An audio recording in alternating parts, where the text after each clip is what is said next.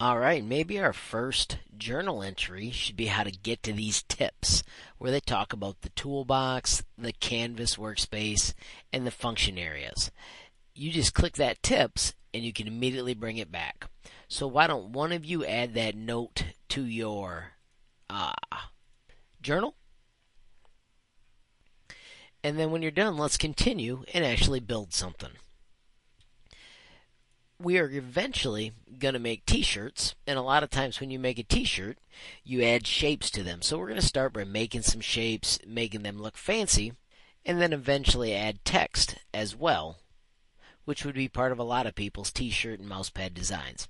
So add a rectangle just like I did, and then let's find the fill property, and instead of white let's pick a color and tell it OK. Grab another square, make this one smaller just because we're practicing. This time under fill, pick a different color from the palette. Notice that you can slide it up and down, and then you can move the dot to the exact color that you want and also tell it OK. Notice right now it's got a stroke, which is another word for a pen. If I change that to red, you can see the red outline around my box.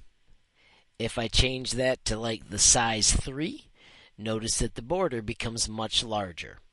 This is the move tool, which also lets us select things. And when I switch on that, I can change its edge color to something else that I want as well. And I'm going to change that number to 5 so that it has a huge box around it. Experiment with those two things and then move to the next training movie.